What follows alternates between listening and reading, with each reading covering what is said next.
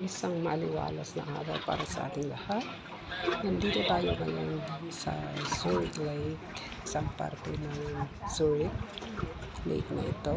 Kasi mahaba naman ito, tsaka maraming lake dito. Marami rin mga swan lake na tinatawag. Depende sa lugar. So, napakaganda pala. Dito pwede kang swimming, pwede kang diving, pwede kang maglangoy-langoy, pwede ka rin mag-cruise ship. Ito, parating ang cruise ship. So, papunta siya dito sa lugar ko kung nasaan ay kukunin niya yung mga pasahero at din siya, mag-diskarga ng mga pasahero niya dito sa lugar na ito. So, dito din naman maraming mga nakaupo kasi may puno rin dito na kung saan ay pwedeng sisilong. Tapos yung mga iba dito na rin sila kumakain. Madami rin daw pagkain nila maliban sa mga restaurante na hindi naman masyadong puno kasi hindi naman siya yung talagang restaurante na dito. Mga ilan lang ang restaurant sa parte na ito. Hindi kagaya doon sa mga iba na nasa dyan napakarami. So, maganda pala dito sa Zurich talaga. Yung pamasahe mo na yung ticket mo nakukunin mo ng pang 24 hours, pwede yun sa tram, pwede yun sa bus, pwede sa tren, at pwede rin dito sa cruise ship. So, mag-sightseeing dito sa may lake. Mga ewan ko kung 30 or 1 hour yan, ganun. Napakaganda. Iniisip ko, habang paparating itong cruise ship na ito, parang gusto ko rin sa 2-3. Parang 3 na talaga. Pero parang meron pa rin dito sa kita ko maganda pala talaga. Yung pupunta ka doon sa taas, yung pinakataas na bahagi doon, yung open air na yun, maganda rin yun, pero siyempre kung ako naman na ako yun, kaya mas gusto ko pa rin dito sa baba. Kaya dito sa baba naman fully guarded naman, tsaka puro salamin yun. Dito na sila Short Lake Cruise. Okay, so ito yung Short Lake Cruise nila.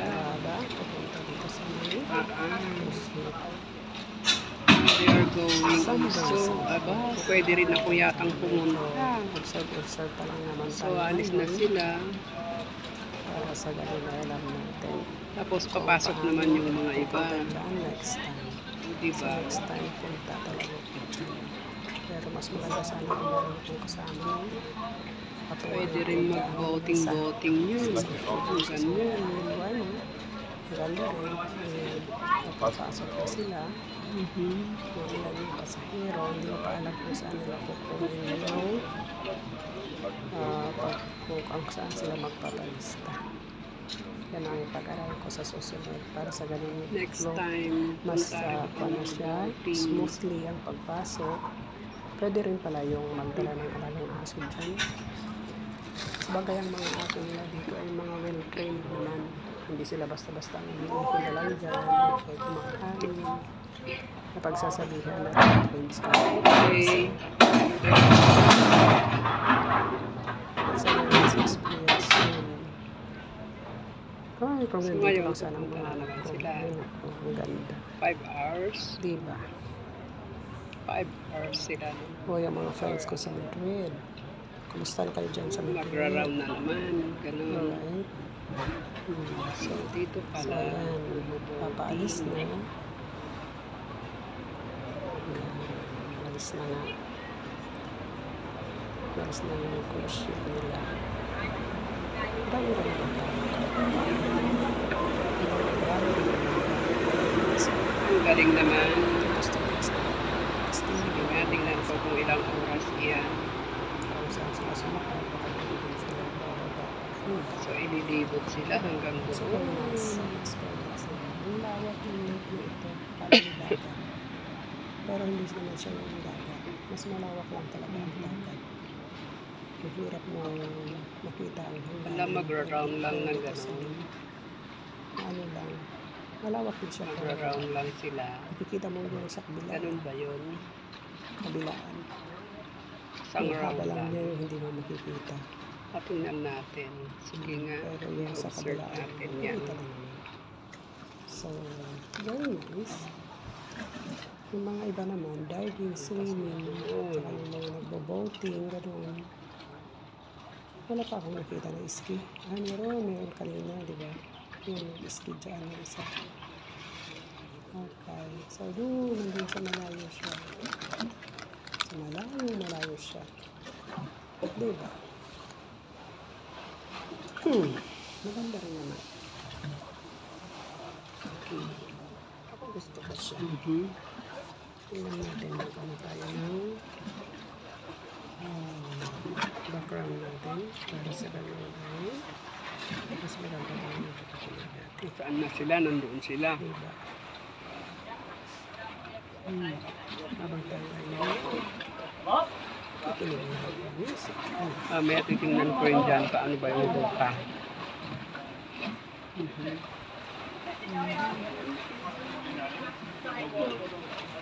Kaya pala sabi ng amo ko, pwede rin akong mag-voting kasi kasama ko yung mga bata. Ayoko nga. Sila na lang. Malayo din, pupunta doon sila sa kabila. Tapos, ikot silang ganoon. Hindi sila pwedeng pumunta sa sa pinakagilid kasi syempre tapos saan banda kayang punta nila. Hindi na Malayo abroad. din ay Sabi niya, pumunta sila ako doon po, sa malayo. Hindi yan ang ilalagay natin. Punta sila doon. Okay. Ito, hanap tayo May dito makasalubong na kanta. Dito. Jet ski. Hindi naman. Meron na naman siya na Kaya sila na maliit. Motorboat.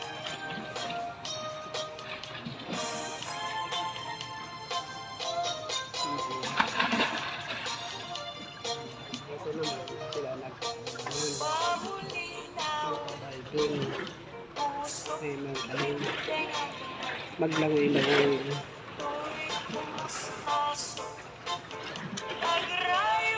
Ang lalim din naman pala. Tapos mahirap i-control yung sarili mo kasi yung ano ng tubo eh.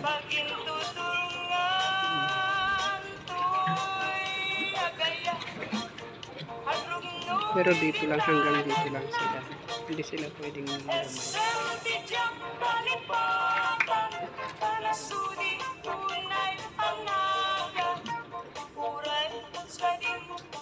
Nasaan na yung boat? Doon na, sa banda doon. Malayo na, nakalayo na.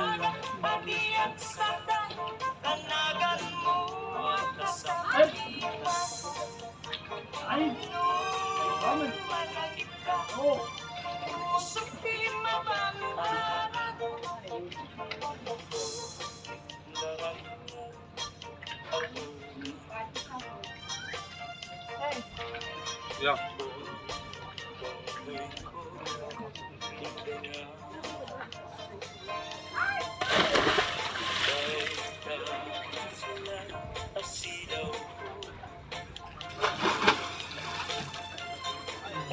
Ang galing nila.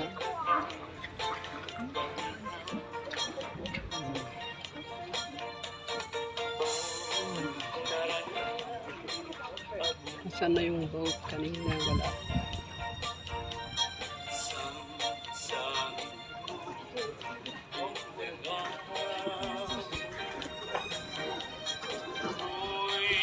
Nasipungit ang lubong ko, kakasilawan, tapnon diyak mayaw-awang. Nuin ka ng lipaten, karim kanyak nagtitisen, samsam idek ni patay.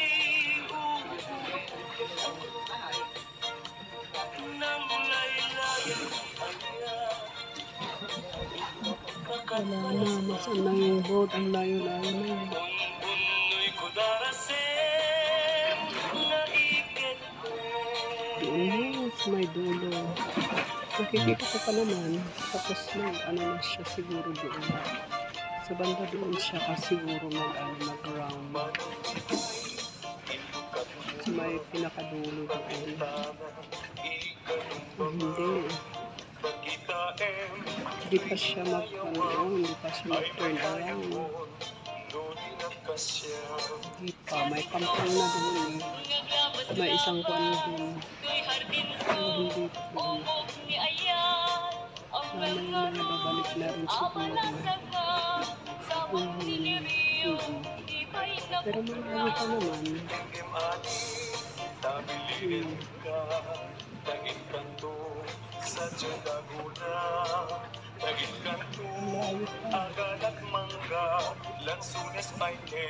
Malayo pa. Ito naman, ang mga nagliliw na ito, wala pa silang nakukuha hanggang ngayon. Tapos mga bumalik yung sitwa. Diyan na naman sila.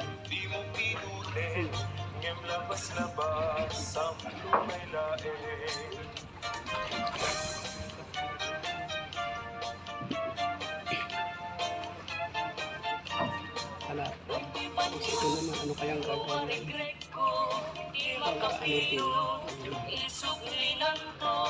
Tatalpisaw din siguro siya. Lalayo yan. Yan, nag-drive na. Hindi pa. Papaaral na. Ay, wala na yun nandoon. Wala pa. O, ayun, bumalik na. Nag-round na. O, yung bilis. Mga ilang fan lang. Mga ilang minuto pa lamang ito. 12 minutes. So, meaning to say, mga 15 or 30 minutes lang, ganyan. 15 to 30 minutes lang. 30 minutes siya, I'm sure.